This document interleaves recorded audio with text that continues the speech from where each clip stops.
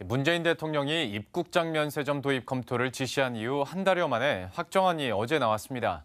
내년 상반기 인천공항에 시범 설치한 뒤 전국 공항으로 확대 추진할 방침입니다. 우선 소비자들은 환영하는 분위기인데 면세업계는 반응이 미지근합니다. 그간 신규 면세 특허가 나오면 낙찰을 위한 경쟁이 치열했던 것과는 대조적인데요. 관련 내용을 산업 2부의 박동준 기자와 함께 이야기 나눠보도록 하겠습니다. 먼저 어제 정부 발표가 나왔지 않습니까? 관련 내용부터 한번 체크를 해주시죠. 네, 정부는 어제 입국장 면세점을 내년 5월 인천공항에 열겠다고 발표했습니다. 운영업체는 중소중견업체로 한정해 특허권을 줄 계획입니다. 판매 품목은 혼잡 증거와 세관, 검역 기능 약화 우려 등을 고려해 담배와 과일, 축산 가공품은 제한했습니다. 우선 이런 내용으로 인천공항에 6개월간 시범 운영한 뒤 전국 주요 공항에 입국장 면세점을 확대 추진할 방침입니다. 이번 입국장 면세점 도입에 대해서 소비자들의 반응은 좀 어떻습니까? 네, 대체적으로 긍정적인 평가가 나오고 있는데요. 정부가 입국장 면세점 설치를 위해 일반 국민 1,000명을 대상으로 조사한 결과 전체 대상의 81.2%가 찬성했습니다. 찬성 이유로는 여행 중 면세품을 들고 다니는 게 불편하다는 이유가 가장 많았고 해외에서 면세품을 구매하는 것보다 시간과 비용이 절약된다는 의견도 있었습니다. 찬성 응답을 한 인원 중 86.7%가 입국장 면세점이 생기면 이용하겠다고 답했습니다.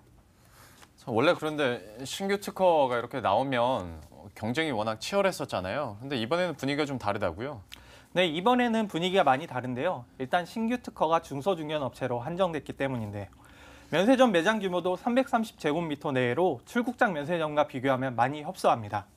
규모의 경제가 중요한 면세업계 특성상 소규모 면세점들은 이익 내기가 힘든 것이 실정입니다.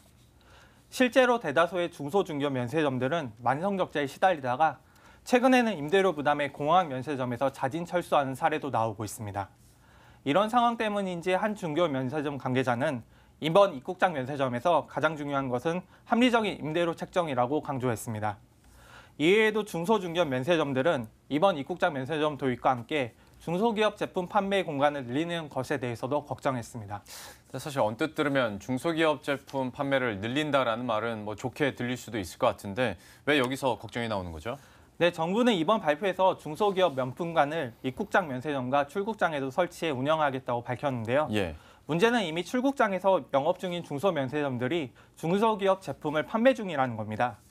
실제로 중소기업 명품관 운영 주체로 진전된 중소기업 유통센터는 이미 인천공항 면세점 내에 중소기업 제품을 전문으로 취급하는 아임쇼핑 매장을 3군데 운영 중입니다. 이 때문에 중소기업 제품 판매 채널이 늘어나면 수요는 일정한데 중소면세점 간 경쟁이 커져서 매출이 감소할 수 있다는 걱정입니다. 그러면 업계에서 나오는 현실적인 대책들이 좀 있습니까? 네, 업계는 국민 편익 증진 차원이라면 면세점 매장을 늘리는 것보다 인도장 증설이 더 효과적이라는 게 업계 중론입니다. 미리 인터넷으로 여유롭게 상품을 구매한 뒤 입국할 때 인도장에서 찾아가면 소비자 입장에서 더 편리하다는 건데요. 이외에 시장 규모를 키우기 위해서라면 면세한도 증액이 이루어져야 한다고 입을 모았습니다.